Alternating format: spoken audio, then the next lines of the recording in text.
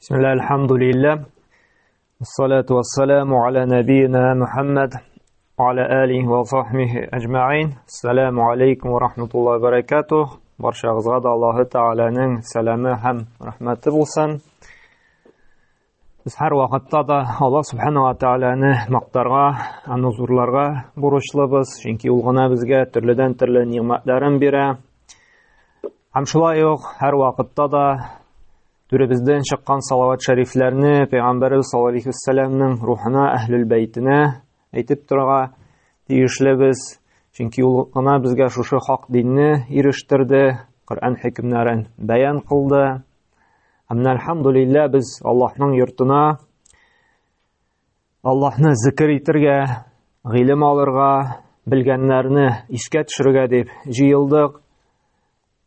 Müslümanlarga менә шулай вакыт җыелышып, Аллаһы Тәгаләнең сүзләрен укып, Пәйгамбәр саллаллаһу алейһи ва сәлләмнең хәдисләрен сөйләп, иманнарыбызны, тақвалыкларыбызны куәтләп арттырып торырга кирәк. Чөнки адам баласы дөнья белән шөгыльләнеп, дөньяны кәсеп итеп, гафиллеккә чумып, Аллаһы Тәгалә турында оныта башлый, аның диненә салкын карый. Менә шушы мәчеткә килеп, вагазлар сөйләгәннән соң, ул әз булса да уянып китә, изгелек кылуны, гыйбадәтен арттырып җибәрә. Һәм әле менә бу мәчеткә килеп вагаз тыңлау, дәрес алуның тагын бер фазиләте бар. Яны гел вагаз башында инде сөйләргә, искә төшерергә тырышам. Күбрәк шушы дәресләргә, вагазларга йөрер өчен Mustandarak el-Hakim hadislер jıyıntığında bir hasan derecesindeki bir sahih hadis var. Peygamber sallallahu aleyhi ve sellem aytdı: "Men gada ila'l mescidi la yuridu illa an yeta'allama khayran aw yu'allima kana lahu ka ajri haccin tamma hajjatuhu." Kimde kim mescitkə yönələyən dey, birer hayırlılık öyrənim dip yoki öyrətim dip. Yani şu ilim taratım гыйлем алыйм әле дип юнәлә икән ди, бары тик шул максат кына. Ягъни я укытучы була, я шәкерт була. Бу кешегә ди Аллаһы Тәгалә ди шушы мәҗлестә тулысынча утырып гыйлем ала икән ди, тулы хаҗ кылган кебек әҗр савабын языр ди. Яни тулы хаҗ кылган кебек әҗр языр ди. Пәйгамбер саллаллаһу алейһи ва саллям, карагыз, нинди зур әҗр. Әмма адам баласы кызганычка каршы үзенең ялкаулыгы сәбәпле шушы әҗр савапны тотып карап булмаганга күрә, бу әҗргә бик җиңел карый. Ярар, телефонга яздыралар, телефонга төшерәләр, кайткач өйдә генә карармын әле, мәчеткә килеп тормыйм әле, диләр. Өйдә, как опыт показывает, русча әйтсәк, тыңламыйм ул өйдә дә. Telefondan da şulay бит, bir калды икән кала инде. Әмма шушы тырышлыгын эшкә җигеп мәчеткә килә икән, Алла Субхану ва Тәгалә аңа шундый зур әҗр бирә. Һәм мәчеттә алынган гыйлем дә өйдә телефоннан тыңлаган караганда күп тапкырга бәрәкәтлерәк. Ул истәдә кала.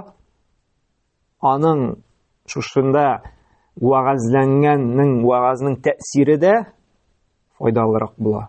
Өйдә караганда. Бер дә булмаганда инде ярый өйдә дә, мәсәлән, бик ерак дия, көн салкын дия, барга машина юк ди, шундый вакытта файдалы телефоннан да карарга, тыңларга, әмма мөмкинчелегем бар икән, менә шушы хаким җыентында килгән хадисне истә тотып, каралай, бер сәгать кенә түзеп утырсам, гыйлем дә алам, иманымны, тақвалыгымны да үстерәм, һәм тулы хаҗлы саваплы да булам бит дип барырга тырышырга кирәк.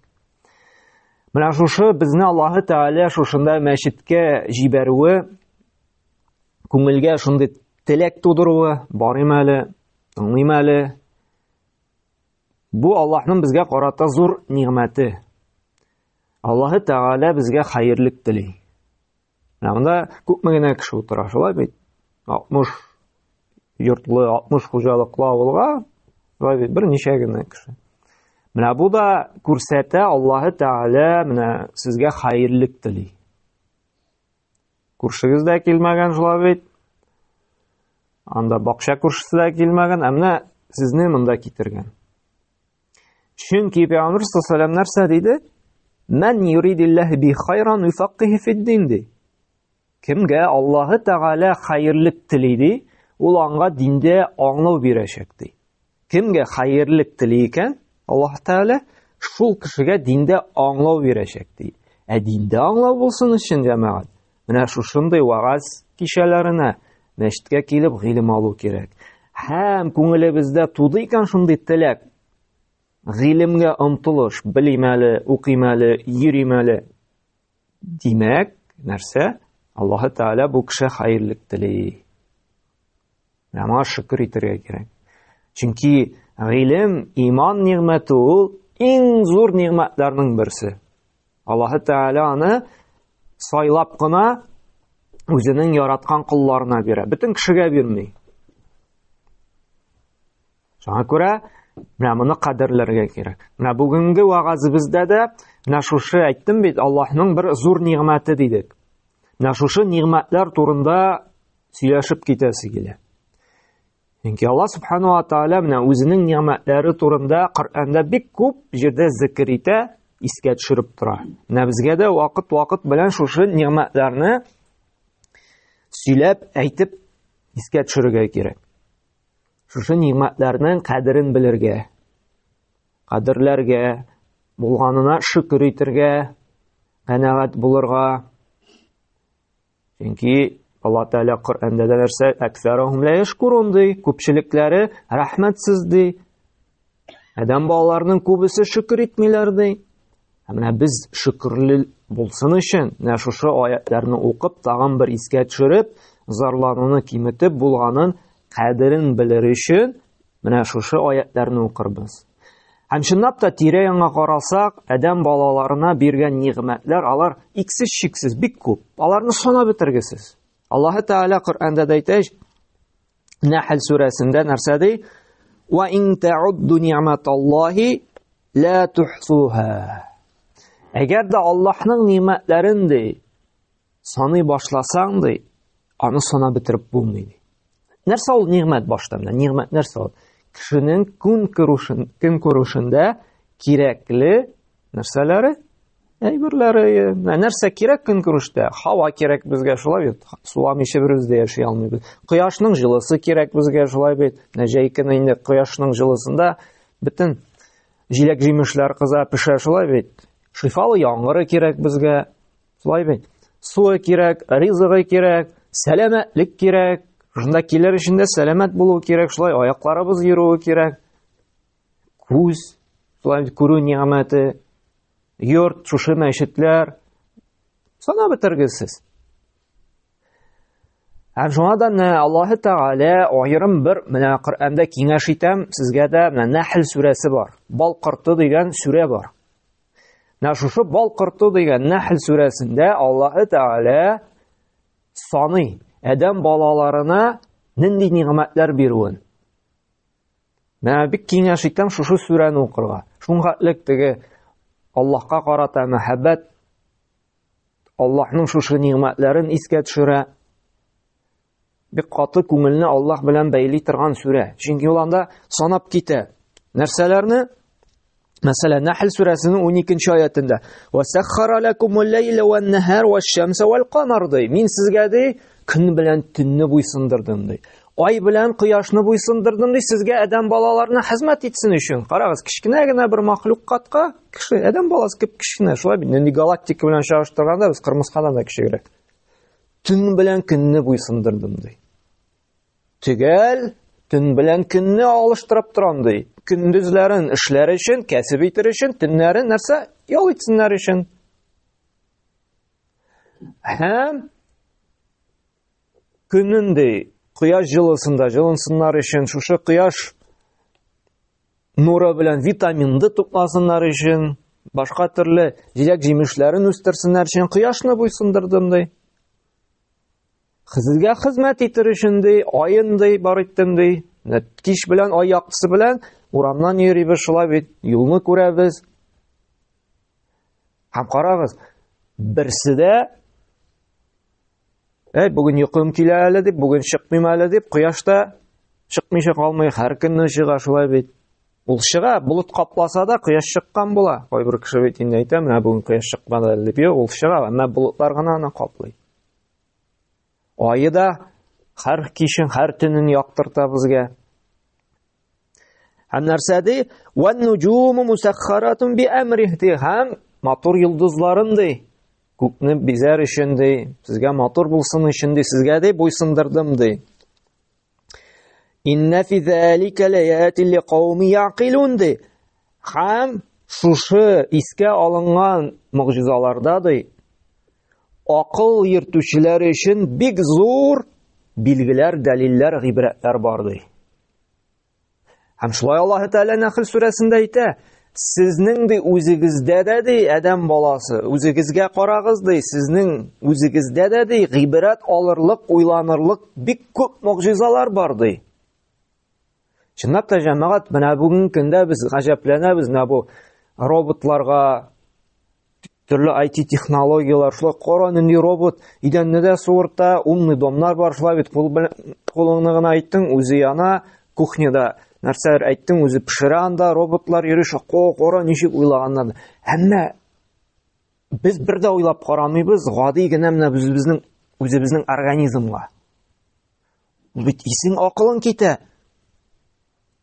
Гади генә менә балалар чабып йөри, шулай булган инде, никахлашалар инде, аларның бала туа дип. Әмма уйлап карасак төптәнрәк, ничек итеп карагыз, бер тамчыдан ана карнына кирип урнашканнан соң целый бер завод эшли башлый.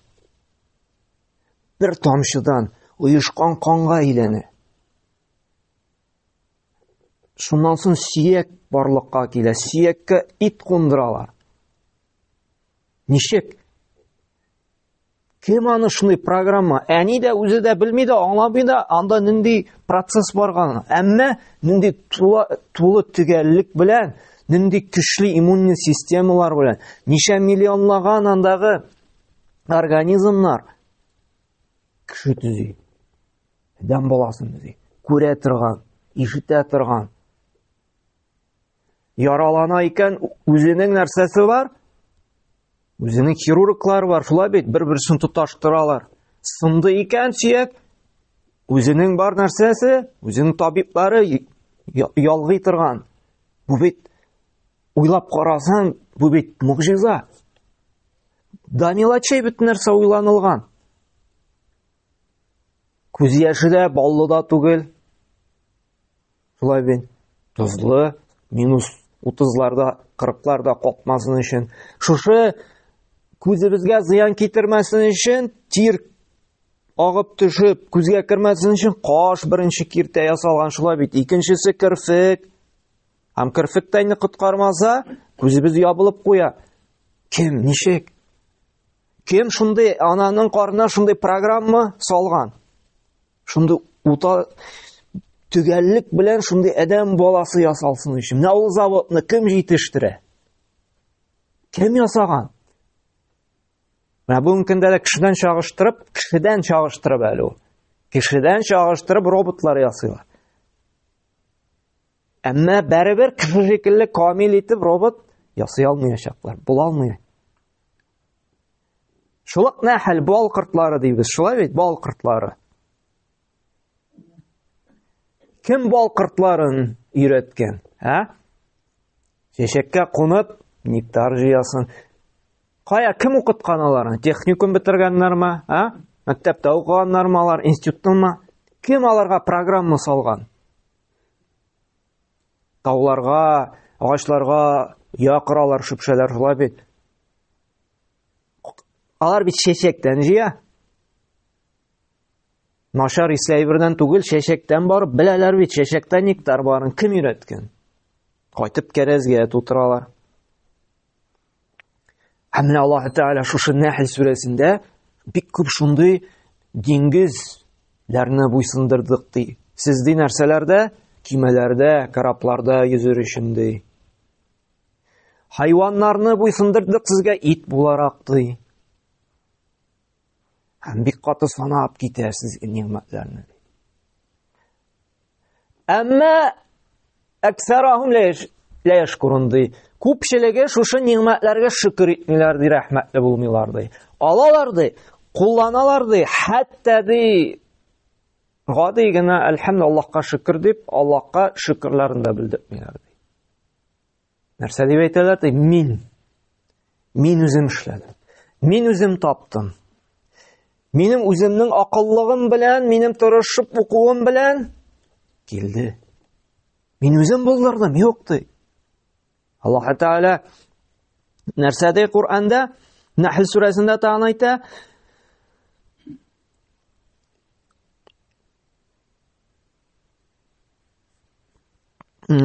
يعرفون نعمة الله ثم ينكرونها وأكثرهم الكافرون ди.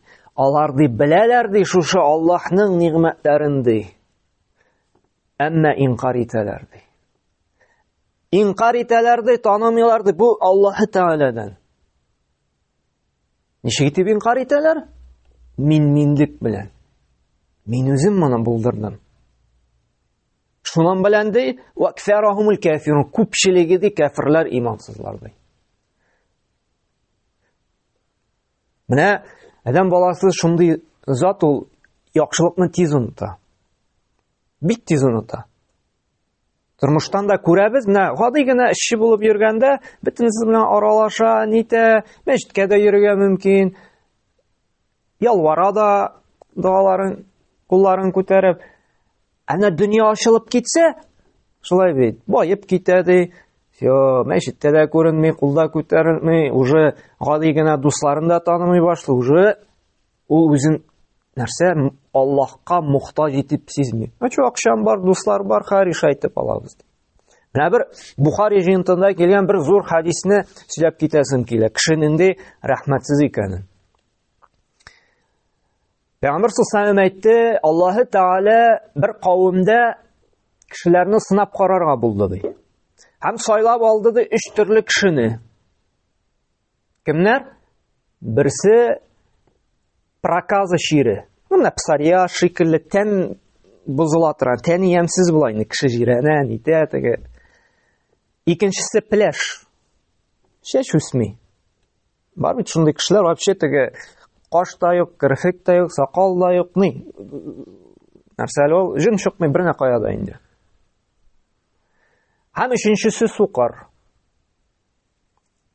Һәм Аллаһ Тәгалә сынар өчен фәрештәләр җибәрә. Без беләбез, фәрештә кеше сыйфатына кирә ала. Аллаһ Тәгалә Җибрил хадисендә беләсез, кеше рәвешендә мәчеткә килеп сорау алды, шулай бит. Һәм шушы җирлеккә, шушы кешегә Аллаһ Тәгалә фәрештәне җибәрә. Иң беренче килә шушы проказы, тир авыртуы белән авырткан кешегә. Менә син ди бу дөньяда ни теләр идең ди? Менә сиңа нинди ниъмәт телисең ди? Ул әйтә, мин ди матур тән телим ди. Тагын нәрсә телисең ди? Кешеләр миннән җирәнмәвен телим ди. Кешеләр минем белән дус булып, минем белән аралашуын телим ди. Фәрештә Аллаһның әмере белән моны сыпыра. Һәм бу инде бик матур тәнле кешегә әйләнә. Һәм сорый, менә дөнья малыннан нәрсә телисең ди? Мин ди дөя телим ди, дөя. Чөнки беләбез, элеккеге вакытта хайваннар ул дәрәҗәне күрсәтә. Шулай бит, дөя булсын, сыер булсын. Чөнки ризык ашау иде элек. Һәм моңа нәрсә дөя бирелә. Но дөя балага узган. Буаз дөя микән, дөяләр ничек әйтәләр? Ярар, фәрештә китә. Аллаһ Тәгалә сиңа бәрәкәт бирсен дип, шушышыңда дип, дөяне бирә дә китә. Һәм икенче кеше янына килә. Теге пляж кеше янына. Менә син ди нинди ниъмәт телисең ди? Аллаһ Тәгалә сиңа нәрсә бирүен телисең ди? Мин чәч телим ди. Кеше җирәнмәвен телим ди, кеше минем белән аралашуын. Шулай сыпрада чәче була. Һәм дөнья малыннан нәрсә телисең ди? Сыер телим ди. Моңа инде буаз сыер бирә. Аллаһ бәрәкәт бирсен дип китеп бара өченче кешегә. Өченче кешегә сукырга килә дә шул ук сүзләрне кабатлый. Әйтә, күрәсем килә ди. Тагын нәрсә телисең? Дөнья малыннан сарык телим ди. Карагыз, дия булды, сыер булды, сарык булды. Тыйнаклык шулай бит. Моңа шулай ук инде сарык бирде.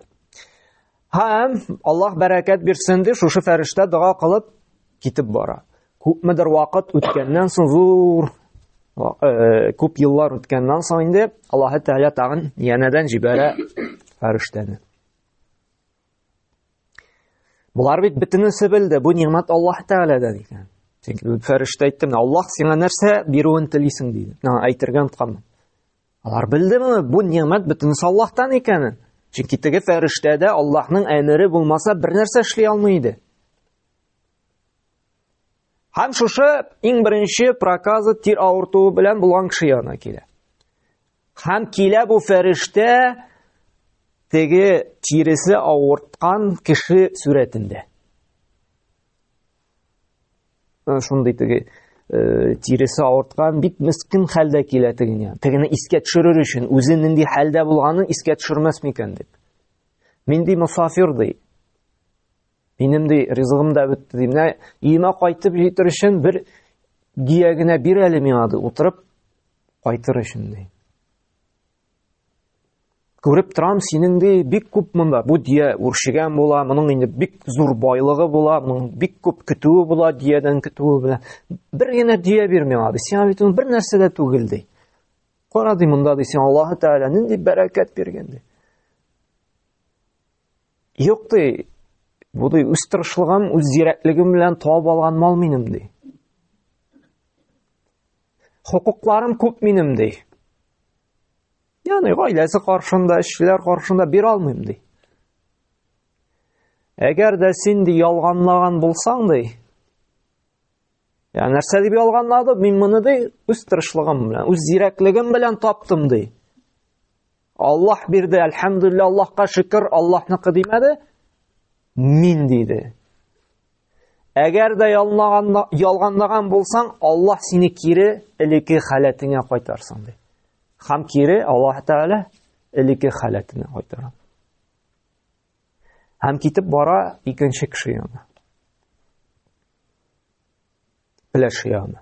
Шулай ук кабатлый, мин мусафир идем, сәфәрем дәвам итәр өчен син көтүчелегең күп, монда сыерлар, бузаулар үрчегән була бит, син бер нәрсә. Ул да шулай ди, нәрсә ди? Мин үзем таптым ди. Үзем эшләдем ди. Әти бабалардан мирас булып калды ди. Мирас булып калды бу ди.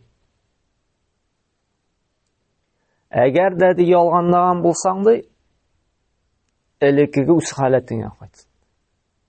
Һәм шулай ук тегене шикелле кабатлады. Һәм килә кем янына? Сукыр янына. Сукыр булып үзенең халәтен искә төшереп килә. Мин мусафир, шундый, миңа ярдәм ит әле, сәфәрем дәвам итәргә. Күреп торам, синең шуңхатлы көтүчелегең, байлыгың сиңа берни авырлыкта китермәячәк. Ди, әлхәмдүлилләh ди. Аллаһка шөкер, Аллаһ бөтенесен бирде ди. Аллаһ күрү сәләтен кайтарды ди. Ничек инде мин сиңа ярдәм итмим ди. Күпме телисең шуның хатлыкны ал ди. Күпме телисең шуның хатлы калдыр ди. Һәм фәрештә нәрсә? Юк ди. Миңа бер нәрсәң дә кирәкми ди. Бары тик Аллаһ ди сезне сынап карарга гына теләде ди. Синнән Аллаһ риза булды ди. Тегеләрдән инде ди риза булмады ди. Менә бу хадис бик гыйбрәтле хадис. Уйланып карасаң, ниме? Менә бу көнгә кайтарсак, нәкъ шул ук хәл. Менә сезнең арада да бардыр шундый дуслар, танышлар. Гади генә булганда менә шулай йөри, нитеп киткәч, үсеп киткәч, искә төшерә башлый. Юк ди, кая Аллаһ ди. Үзем эшләдем ди, үзем таптым ди, үзем булдырдым, оныта. Кем аны шундый дәрәҗәгә иткән? Кем аңа эшләргә көч-куәт бирде? Кем аңа шундый җитезлек бирде? Кем аңа шундый зәкилек, акыл бирде? Җәмәгать, үзем эшләдем ди безиме? Эшләү белән генә бит бер нәрсә дә тормый. безнең бит әле бар нәтиҗә дигән әйбер. Результат. Эшләүдән генә торса, бөтенез бай булып бетерик. Чөнки бөтен адәм баласы тырыша, кәсеп кыла, булдыр алганча үз көчле үзеннән килгәнчә үҗәтлек кыла, шулай мин. Әмма карасак, менә 12-13 сәгать эшли. Шулай ук яшәү как, гади кеше инде. Башын күтәрмичә эшли инде. 6-7 үгезе бар аның мәсәлән. Сыйыры бар. Басуда, кырда, тракторда. Үзебезнең авылда ни әйтәм инде. Шулык бер нәрсә үзгәрми. Ничә ел шулык. Икенче бер дус малай бар. Ансы 4-5 сәгать кенә эшли, тегән каранда 2 тапкырга күбрәк хезмәт хакы ала. Тырыша бит, тегесе бит тырышлыгы күбрәк, монсы бит әзрәк тырыша. Нәтиҗәдә монсы яхшырак яши, тегән каранда. Монсы ял итәргә дә йөри. Монсы инде авылдан артык, теге Казаннан артык киткән дә юк. Нәрсәгә? Чөнки нәтиҗә. Тырышлыкта түгел, Аллаһ нәтиҗәне ничек бирә? Бу нәрсәне күрсәтә? Нәрсә генә эшләсәң дә, Аллаһтан сорап, Аллаһка тәвәккәлләп башларга кирәк.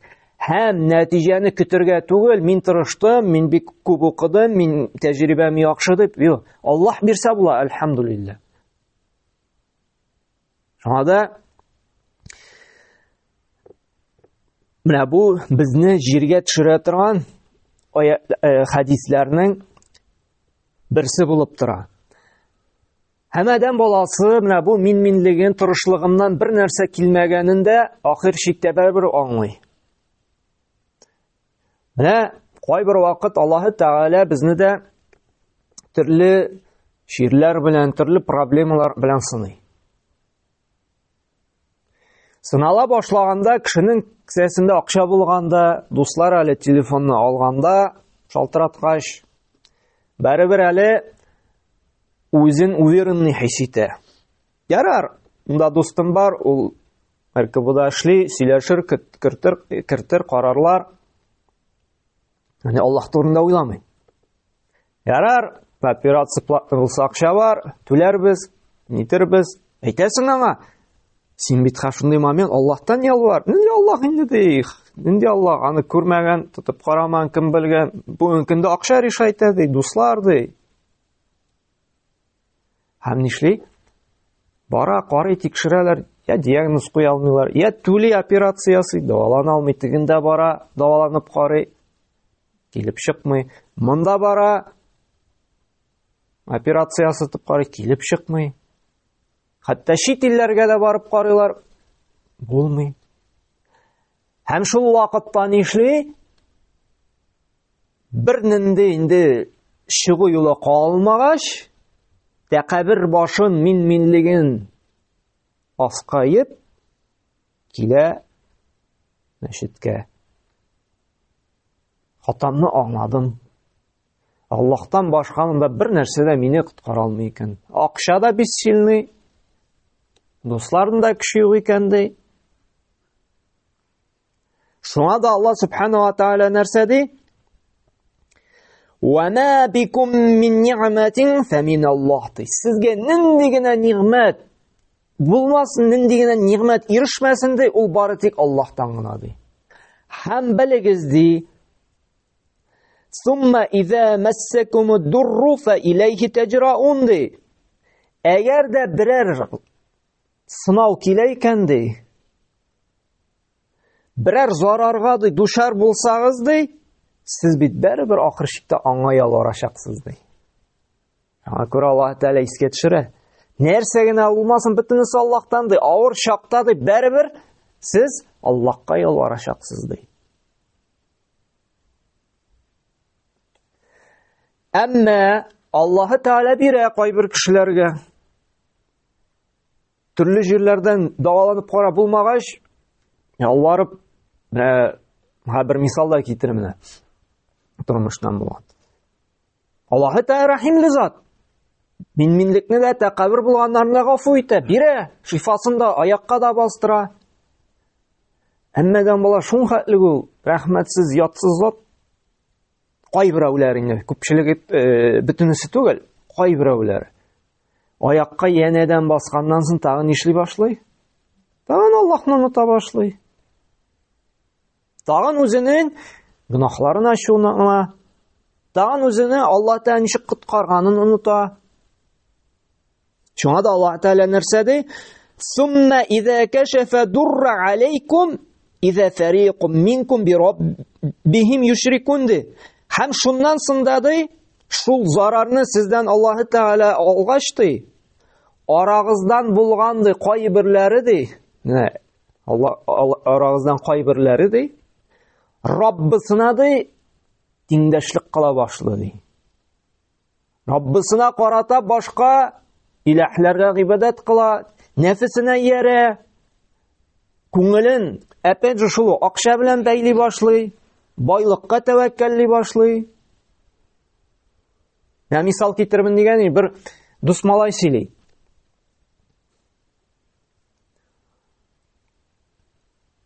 Хатынга ди онкология диагнозы куйгач ди, намазга да басты ди, ураза да тота башлады ди, яулык та киде ди, итәге дә озайнайды ди. Аллаһтан ялвара башлады. Һәм Аллаһның рәхмәте белән ди даваланды ди. Операциялар ясатып, нитеп тегесе булышты ди. Врачлар да шатланды ди, машалла. Теге үзегез беләсез бик сирәкләр генә теге нитә. Әмма янәдән аякка баскач ди, уже уверенностьны тотты башлагач ди, әйбәтләп инде ныклап аякка басып йөргәннән соң ниши башлады? Ошта яулык баштан төште ди. Намазларынан нары салкын карый башлады ди. Хәзер инде вообще ди дингә карата ди, караш шундый гына ди. Менә адәм баласы шундый. Булырга тиеш киресенчә, тукта, Раббым бит мине коткарды, Раббым бит мине ярдәм итте дип, безнең сәҗдәләребез икеләтә артырга тиеш. Изгелекләребез унлата үсәргә тиеш. Без киресенчә нишлибез? Рәхмәтсезләнәбез. Шуңа да Аллаһ Субханаһу ва Тәгалә искә төшерергә куша. Һәр вакытта да нәрсә? Я юханнас у'буду раббакум الذي خلقكم والذين من قبلكم لعلكم تتقون. Эй кешеләр ди. Эй кешеләр ди, сезгә булган һәм сезне дип бар иткән Раббыгызга ди гыйбадат кылыгыз ди. Аны таныгыз ди. Күңелләрегезне аның белән генә бәйләгез ди. Чөнки ди нәрсә ди? Аллази жа'ала лакумул арда фираша вас-самаа бинаа. Җирне сезгә түшәк итеп бар итте ди. Күкләрне сезгә ди түшәм итте ди. Һәм шушы күкләрдән ди вас-самаа бинаа ва анзала минас-самаа'i ма'ан фахраҗа биһи минас-самарати ризқан лакум. Һәм шушы күктән ди шифалы яңгырларын җиргә иңдереп ди, төрледән төрле ризыклар бирде ди. Ул тоже мөгъҗиза. Карагыз, бер кара җирдән ничә төрледән төрле җимеш алабыз, шулай бит. Әле август ахырында, сентябрь башында карагыз, бер кара җирдән бәрәңгесендә, суганында, кишерендә, сарымсагында, помидор, кыярында, кабагында, кабачкины, шулай бит. Бер җирдән күпме? Җәй көннәрендә шулай кайын җиләге дә бар, Виктория җиләге дә бар, җил җиләге дә бар. Нәрсә генә бер кара җирдән шифалы яңгырын яудырып күпме ниъмәт бирә. Һәм нәрсә ди?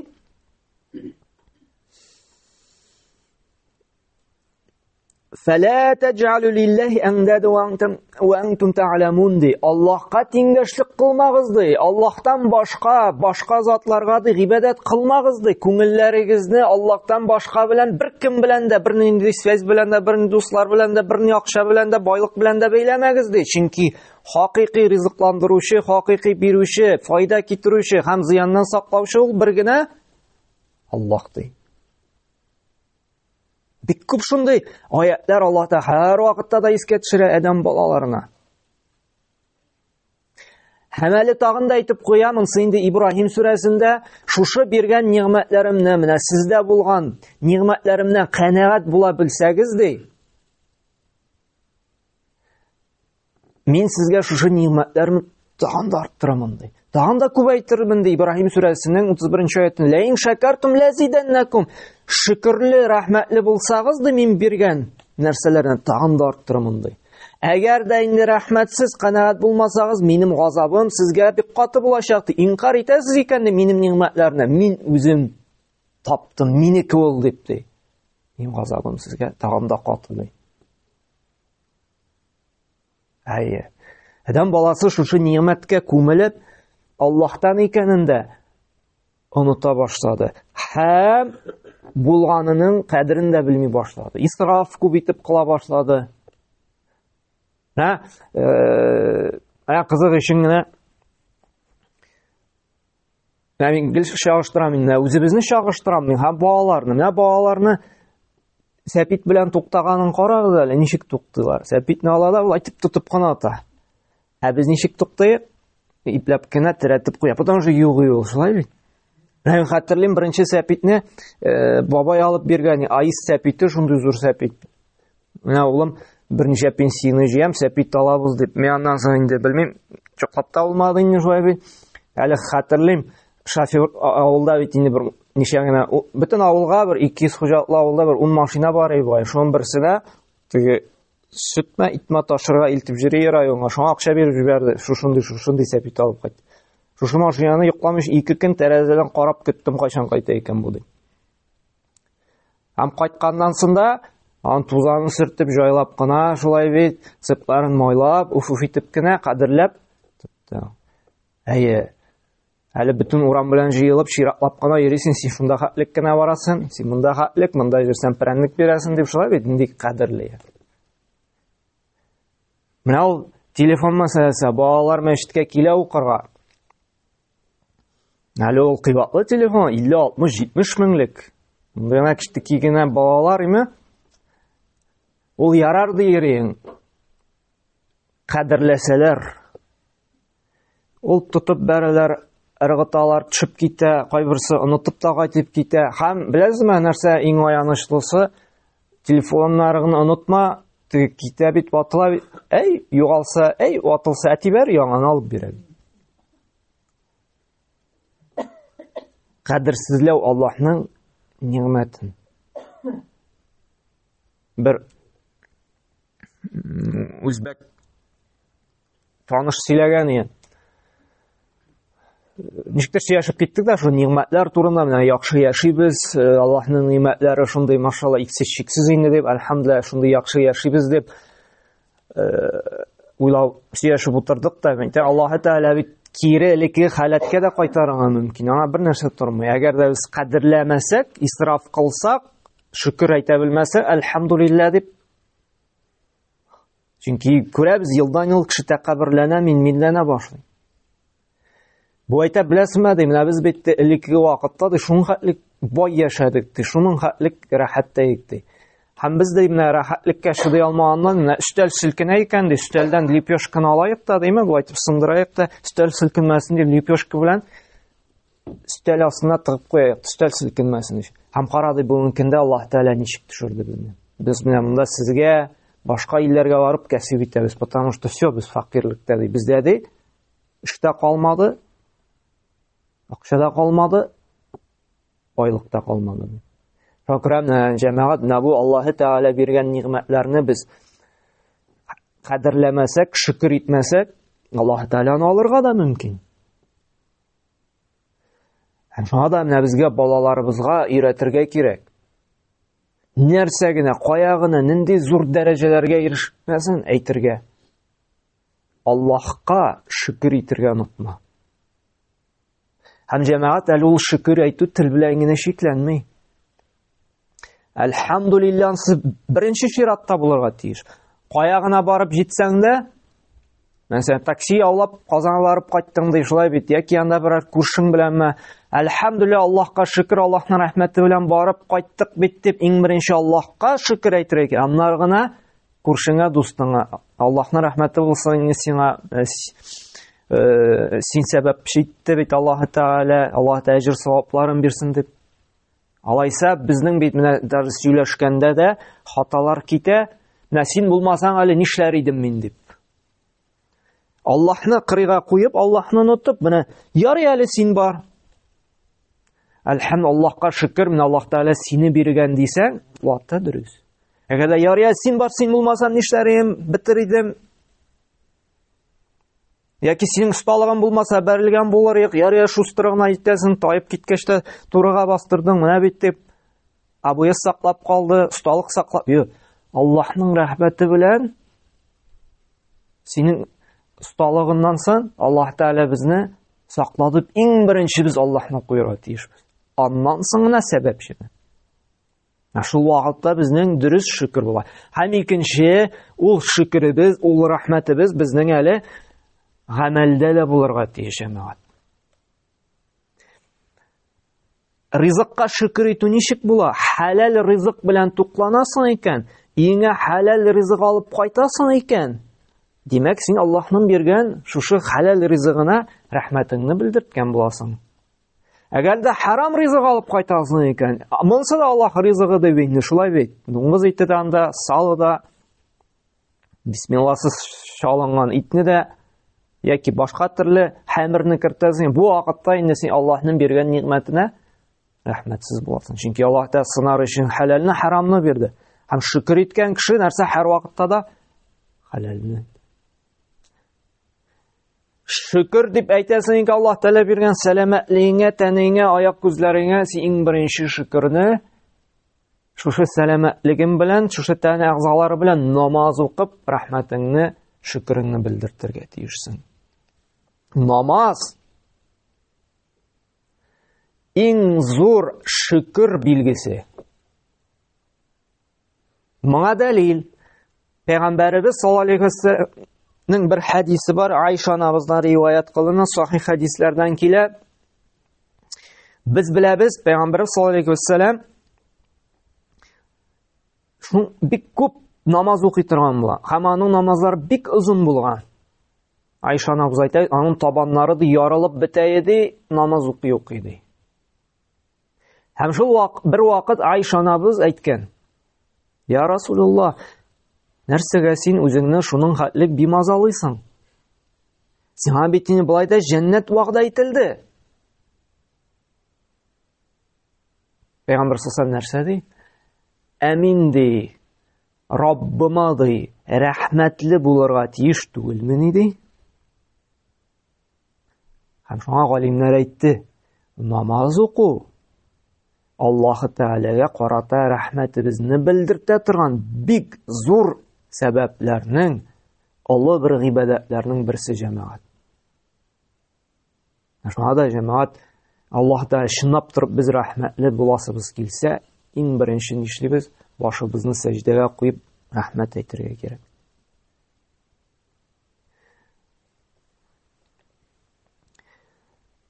Аллаһ Субханаһу ва Тәгалә менә бер тагын шушы ниъмәте буенча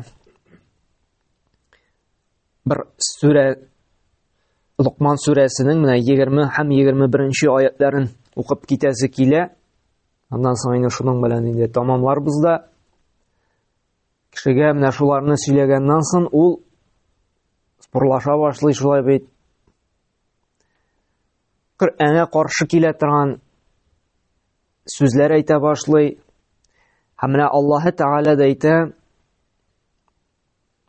"Алам тарау анна Аллаһ саххара лакум ма фис самавати ва ма фил арди ва асбага алейкум ниъмату захира вал батина." Сез дә күрмисезме дә Аллаһ Тәгалә күк һәм җирләрне сезгә буйсындырды ди. Тыштан күренә торган һәм эчтә дә ди сезгә ди бик күп ниъмәтләр бирелде ди. Сез шуларны бер дә уйлап карамыйсызмы әллә ди.